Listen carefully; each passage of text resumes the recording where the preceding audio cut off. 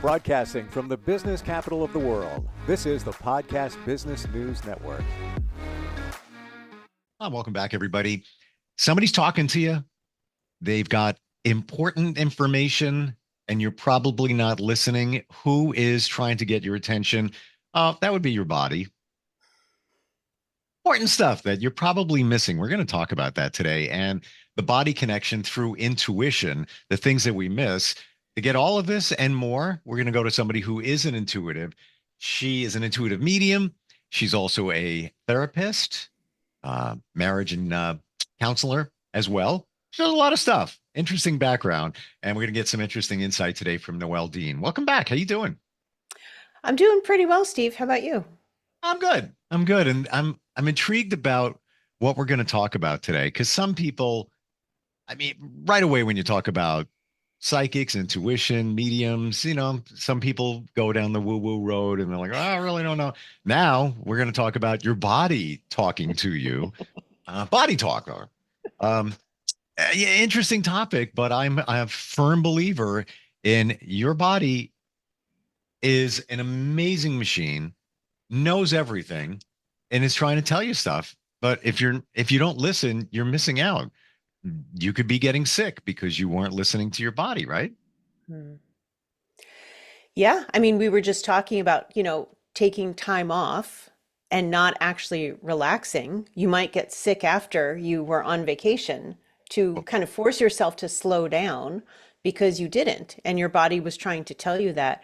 At first I want to give my disclaimer because we really are going to talk about some like medical stuff or even mental health stuff. Sure. And just want to be very clear, the information we're presenting on the podcast is educational in nature and provided only as general information, isn't medical, psychological advice, nor is it a substitute for seeking licensed healthcare services. And I feel very strongly about that with everything we're going to talk about, because if we're talking about connecting with your body using your intuition, I just want to be clear that there are things that you can change and alter in your behavior that can, let's say, bring your body back to balance. But a lot of times, like as I was certified and I let go of my certification because I wanted to be a rebel, but I've been trained in two different schools of medical intuition. And it's very clear that, yeah. I had no idea.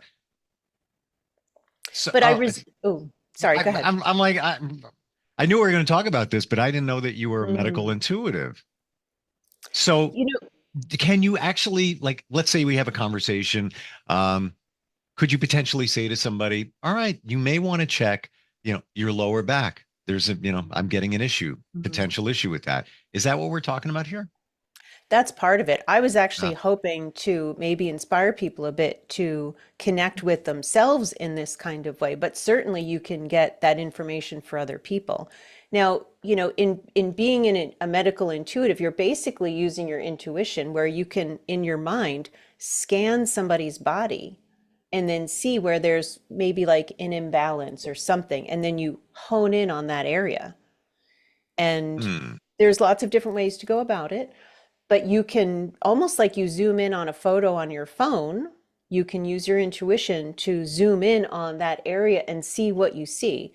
Now, I never remember anything about physiology, so I would ask somebody's higher self, let's say, if I was doing a reading like this on you, I would be likely communicating with your higher self, and I would ask your higher self if I could talk to him or her, and then get connected with them, and then ask them to show me what areas to look at.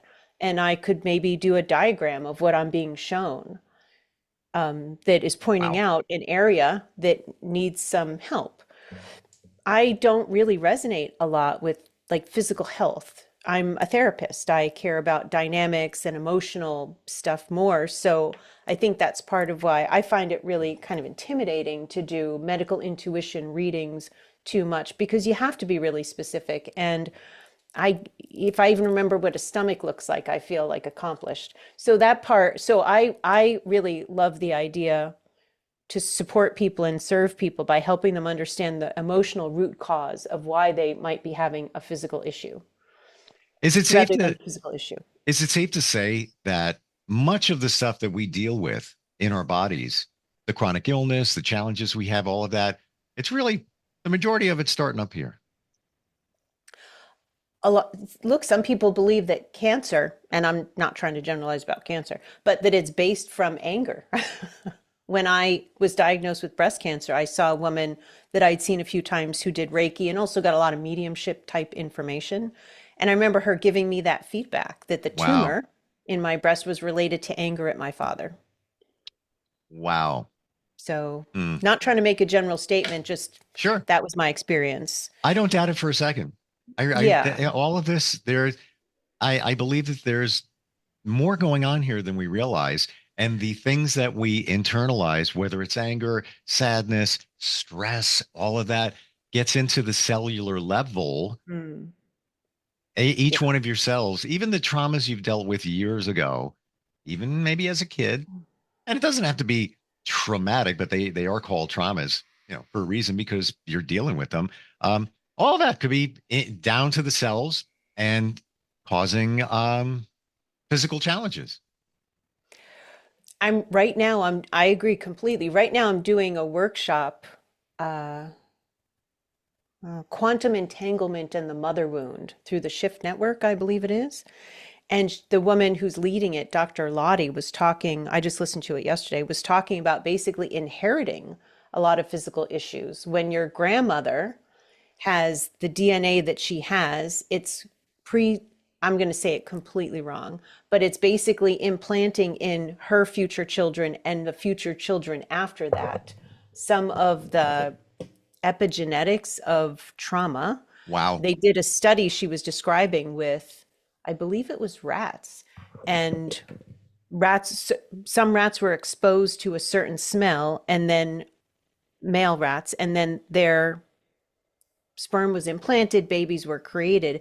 And like 3 generations later, it was still that those baby rats that had never been exposed, like had an aversion to that smell. Like things are passed down. And there's so many layers to how we can look at that, Steve. You could say, well, I had a contract in this life with the person who agreed to be my partner that they were going to care for me. So I get a big illness because in the last life I cared for them and I wanted to have that experience to rebalance the karma between us. It could be, there could be so many reasons why you get that, or also just to have compassion if you weren't somebody with a lot of compassion and then you decide to have a big physical issue, or you're born with a disability, which from what I read in Journey of Souls by Dr. Michael Newton, the people who are born with physical, serious physical issues have taken on some of the hardest lessons in life. That gave me a whole different kind of Wow. respect for people with serious physical issues and for their whole lives. Like I can't imagine what their life lesson is, and but it was a lot. They took on a lot in doing that. So there are reasons for all of this, and we might not even realize it. Yeah. Mm. Yeah. I don't doubt any of it. And interesting when you think about how the call them traumas, whatever they are, Mhm. how it's generationally passed down, Yeah. an aversion to something, Mm. um, whatever it might be. Wow. Oh, And you can also look at it like it's like the culture of poverty in some ways. This feels like a reach coming out of my mouth. But anyway, there are some families where they're like, this is just how it is. This is how we live. And mhm. if you're not the kind of person like sort of like the rebel of the family that wants to go against the grain and create something different, you may just accept, well, this is how it is. In my family, we have pretty severe mental illness, or we are poor. That's just who we are. We don't physically exercise, and we overeat, or like there's like an indoctrination, like the nature versus nurture thing. There's that too. There's learned behavior as some mental health behavior, not like actual body chemistry so much, but even just focusing on the behavior. Like growing up with somebody who's bipolar typically means that person has a very hard time sustaining things. And you might, even if you have like the perfect brain chemistry, might be somebody who has really trouble sustaining things because in your mind, no, no, no, we don't do relationships for longer than 5 months. We don't do jobs for longer than 8 months. We don't live here longer than 2 years. So there's even more layers in that way of learned behavior that we're not quite conscious of, but It's interesting what you're talking about. I'm piecing it together. It's a lot to process here today. Yeah. But my mom had anxiety, and I didn't realize it when I was a kid, even growing up. And I know she was overprotective, but I didn't realize it until later in life, much, much, much later in life. And then when she passed, I found myself every relationship I was in was somebody that had lots of anxiety. Mhm. And I pieced it together. I'm like, why are they showing up? Why am I the magnet for this? Why am I the nurturer? What's going on here? And that's my assumption why that's going on. So like you say, these things that we live with kind of dictate our life moving forward. The talk to your body. Talk to me about that. So this is all going to sound strange, but when I started It's not to me. I'm going to tell you right now. I feel like we want to say on the woo meter of 0 to 10, this might be like a 12. Mm, But anyway, yeah, when I first started really connecting with body parts, I could see at times, like let's say somebody's liver, and I would see, so imagine the emojis that we use on our phone, right? hmm So little round people with little arms and legs, and but their body is their face and their whole body is just that little circle. Yep. That was what I saw as, let's say, the energy or the essence of different body parts. They just look Hmm. like that little emoji and they had personalities. Excuse me. I was, as I was sitting thinking about what we're going to talk about today, I was remembering just one in particular. And I believe it was a person's liver, their whatever processes food, like when you eat fatty foods. I think it was the liver. I was connecting with somebody who didn't have any awareness of liver issues, but in doing the body scan, I saw what looked like a shiny liver. And I was like, oh, wow, your liver looks like brand new, because I made an assumption. And then as I sat with it longer, it was more like the liver was using a little mirror to signal me, like, SOS, help me, help me. The person was eating a lot of fried foods at that time. And the liver basically said, look, I'm not telling you not to, but you got to give me some time in between to process it. And that was such a specific, non shaming, hey, I want you to have the freedom to eat what you want, but this is what I need kind of thing. And that's just a Wow. beautiful, very specific message. Um, Did- and, oh, sorry, go oh, ahead. I didn't mean to cut you off. I was going to ask, did I ever tell you the wart story? No, but you have to now. Well, I think it's in line with what we're talking about. But a Hmm. bunch of years ago, about like 12 years ago, I was up in the attic. I had pulled downstairs and leads to the garage. And it was July 4th. I was getting a boogie board, going to go to the beach. And I slipped and I fell down the stairs and I basically rode the stairs down like blah, blah, blah, blah. I got like road rash all over my body from the wood and everything. And my foot impacted on the cement floor of the garage. Didn't break anything, but the impact caused a wart. Never had a wart, like a big one, like uncomfortable in the shoe. What's going on? So I go to a podiatrist. I'm like, what can we do here? So he does whatever he does. I wait some time. Week goes by, doesn't go away. Go back to him. I'm like, doc, it's still here. Like, it's what's going on? Let me try this. Blah, blah, blah. A week goes by, doesn't go away. I go back to him again. I'm like, nothing's working. This is really uncomfortable. I've never had one before. It's hard to walk. He goes, you need to will it to go away. I'm like, what? He's like, will it to go away. Just focus on it and tell it that you want it to go away and it's not welcome. And I'm like, what? I've been paying copays for this person. That's what I'm thinking. So the next day I do it. 2 days later, it went away. And I'm convinced that I Wow. connected with it through this and the wart went away.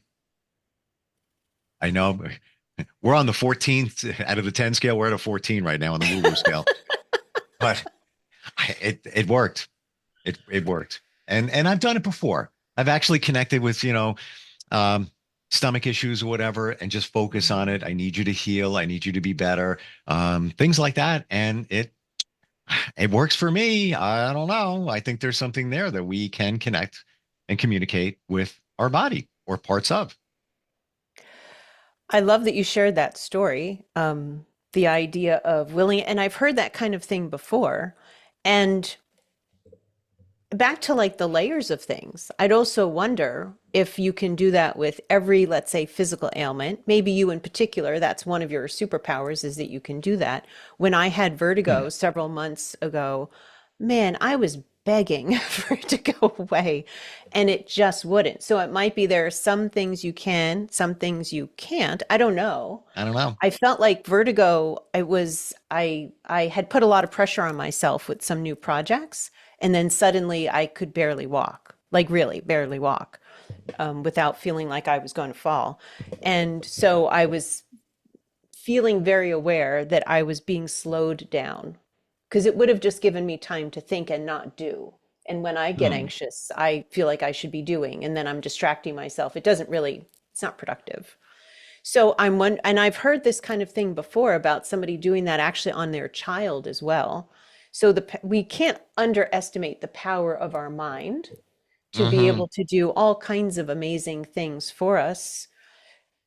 And I think sometimes the most challenging thing is remembering to do it. Like Yes. remembering to, okay, wait, I have this new thing. What am I doing? Hello, body. I'm telling you now, I want you to heal. And I remember when I was being treated for cancer and getting chemotherapy, which is a very intimidating thing to take into your body, is what you know is poison. And I used Hmm. to listen to a lot of guided meditations, and there was one in particular that would talk about tell your body, tell your cells to heal yourself. And I would focus on that. I would focus on sending the energy to the chemotherapy bag before it started coming into me. Wow. I would see this is the visual that came to me. So I'm sure you remember the Carol Burnett show. Hmm. Classic. Actually, can I be honest with you here? You're too young. I watched it Oh. the other night. Did you? I was looking for old TV shows. I'm like, yeah, remember that? Let me click that on there. What's his name? Harvey Korman and Vicky Tim Lawrence. Conway. Yeah, Yeah. Tim Conway. Yeah, just I like looking at old shows and how they're put together.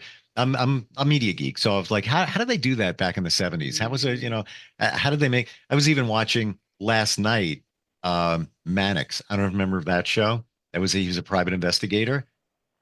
Oh, that And was not Andy Griffith, but no, Mike Connors.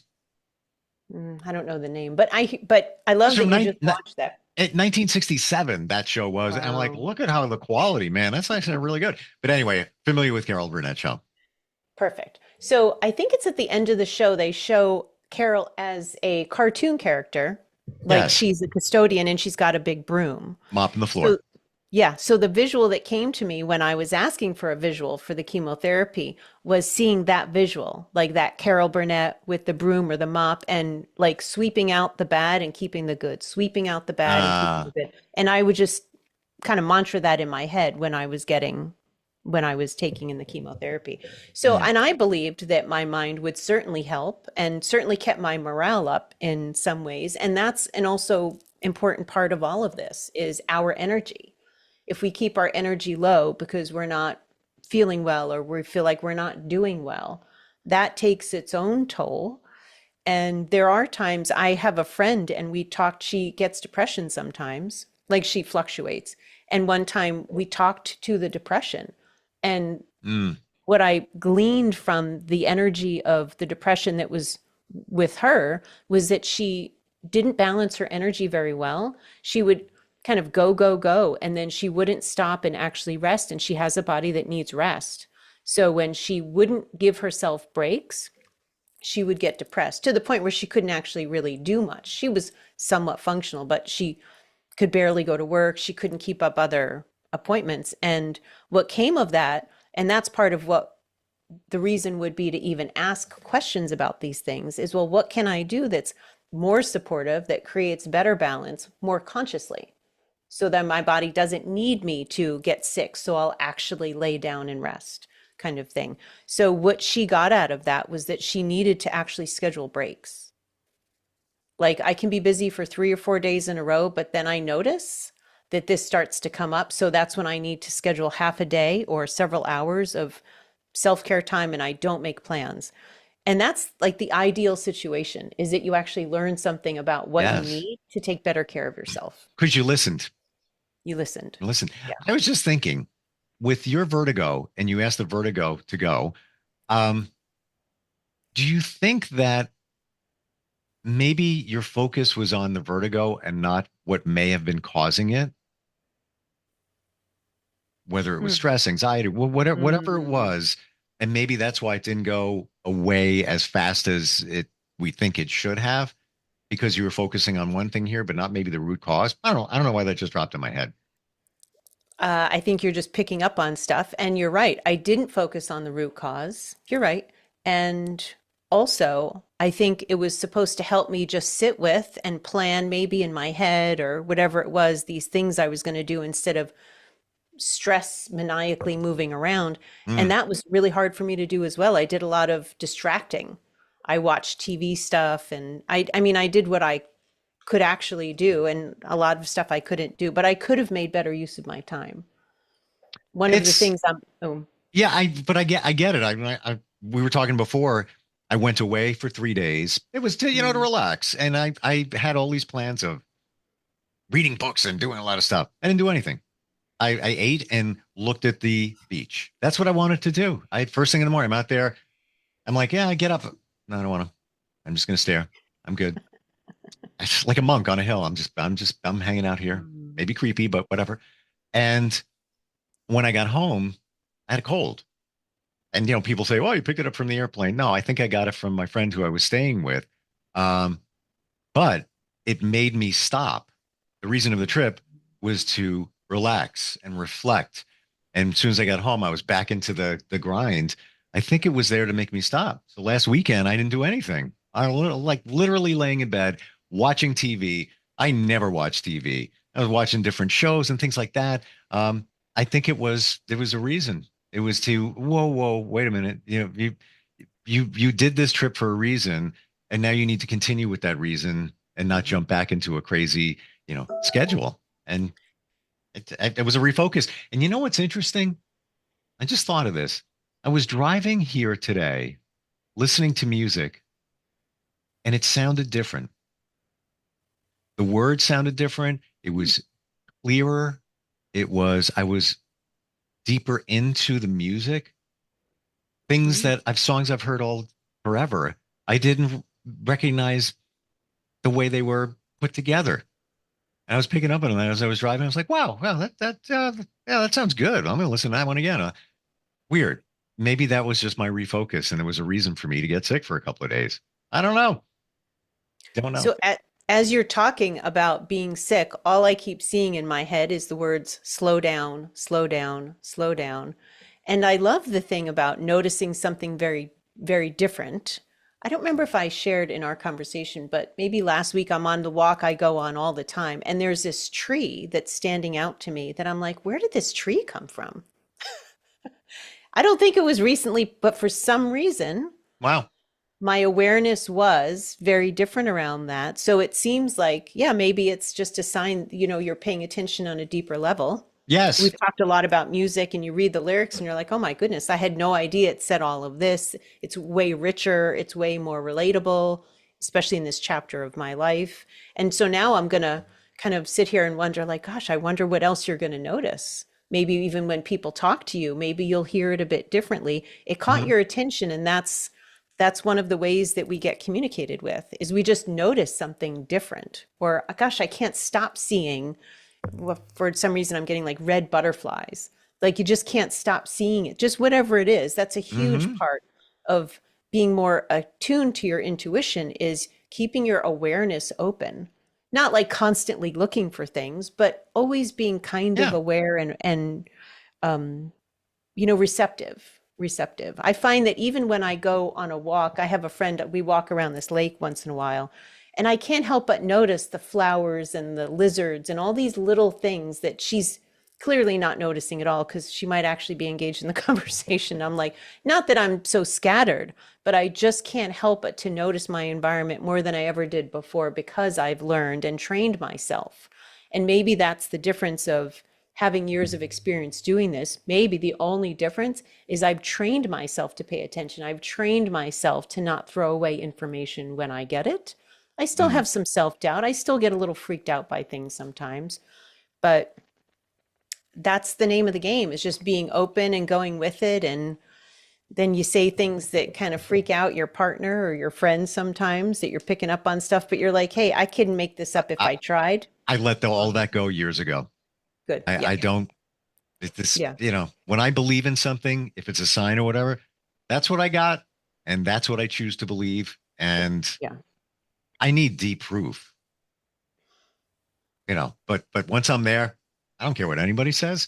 But it really just, it's realizing what's around us. We go through life rushing, and speaking of rushing, we're out of time. What's the best way to connect with you? How do we do that? Please reach out if you have tried any of the stuff we've talked about and want to tell us how it went, or if you have ideas for things you'd like to hear more about, please do reach out. I am available at Connecting with Noelle. It's Noelle @gmail.com. My website is Connecting with Noelle. You could see the different services that I offer: classes, coaching, mediumship readings, and other things. And yeah, I'd love to hear from you. I really would. Instant feedback, steve@gmail.com. Another way to reach out. Yeah, tell us your experiences. If this is inspiring you. Noelle, by the way, spelled Noelle. Just want to make sure we get that clear. Thank you so much for today. Thanks, And, things that I thought about, you backed up about listening to your body, and it's talking to you, trying to get your attention many times. Give it love and compassion. It's doing its best to serve you. And try to listen because it cares enough to share. Good point. All right, we'll catch up soon, okay? Are you looking for even more of the podcasts and hosts that you love? The Podcast Business News Network is proud to announce that you now have even more ways to listen live. Check out the MyTuner Radio, online radio box, and Simple Radio apps on iOS and Android, or find us online. Search for Business News Network on mytuner-radio.com, or search Podcast Business News Network on streama.com and onlineradiobox.com/US. Take your podcast on the go and don't miss a minute of the action.